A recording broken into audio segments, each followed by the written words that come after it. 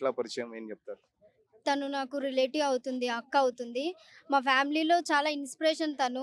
Even మేము కూడా అదే స్టేజ్‌లోనే ఉన్నాం. ఎడ్యుకేషన్‌లో స్టూడెంట్ స్టేజ్ ఒకటి అయితే జాబ్ తెచ్చుకోవడం ఇంకొక stage. Being as a girl బయటికి వెళ్ళి ఇంత ధైర్యంగా జాబ్ చేయాలి అనంటే చాలా కష్టం అది. వాళ్ళ పేరెంట్స్ కూడా చాలా ఇబ్బందులు పడి మరీ చదివిచ్చారు. వాళ్ళకి బాయ్స్ కూడా లేరు. గర్ల్స్‌నే బాయ్స్‌లా చేసి మరీ వాళ్ళని చదివించి ఈ స్టేజ్‌కి తీసుకొచ్చిన తర్వాత ఇలాంటి సిట్యుయేషన్ వస్తుందని ఎవరు కూడా గెస్ చేసి ఉండరు.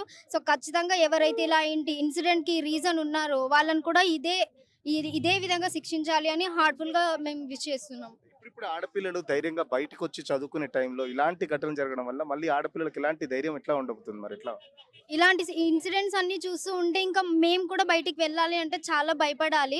ఇప్పుడిప్పుడే జనరేషన్ చేంజ్ అయ్యి పేరెంట్స్ ధైర్యంగా ఆడపిల్లల్ని బయటికి పంపించి, మా పిల్లలు చదువుకుంటున్నారు, జాబ్స్ చేస్తున్నారు అని ధైర్యంగా ఉంటున్నారనే స్టేజ్‌లోనే ఇలా మళ్ళీ గర్ల్స్ పైన ఇలాంటి ఇన్సిడెంట్స్ జరగడం అనేది చాలా బాధాకరమే.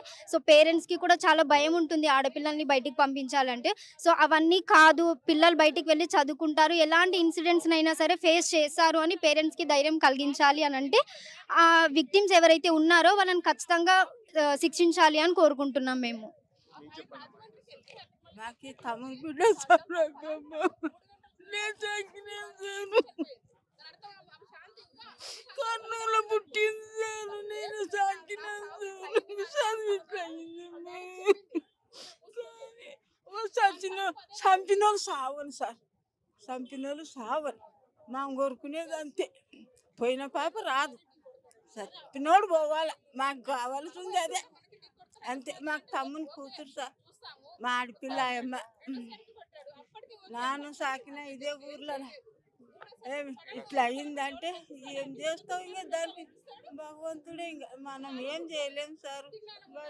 నేను ఇంకొక ముగ్గురు ఏం లేదు సార్, అంతే. మా తమ్ముని కూతురు పోయింది కాబట్టి మా తమ్ముడు బతకలేడు సార్. మా తమ్ముని కూతురు మాకు కావాలి. మా తమ్ముడు వంశమంతా నాశనమై కొడుకు లేక బతికిండే. మా తమ్ముడికి కొడుకులు లేరు, ఆమెనే కొడుకు అనుకుని చెప్పింది నాకు. నేను కూడా ప్రియాంక దగ్గర చాలా ఉన్నా, కానీ రాజమండ్రికి వచ్చిన సార్ నేను వచ్చిన టీవీలు కూడా ఉన్నా. ఆ, కానీ మకం చూపిలే, వాపస్ వచ్చినాను. నన్ను మహారాష్ట్రకు ఉంటాను సార్. ఆ, ఇట్లా అయిందంటే వెంటనే వచ్చేసిన. ఏం చేయాలి, మా తమ్ముడు వాయిస్ లేదు, మాట్లాడలేడు కూడా మా తమ్ముడు. ఇప్పుడు మాట్లాడుతుండు, కానీ ఆ పాపనే మాకు ధైర్యం బాగుండే. ఇప్పుడు మా తమ్ముడు ఏం కోల్పోతున్నాడో ఏమో తెలియదు సార్.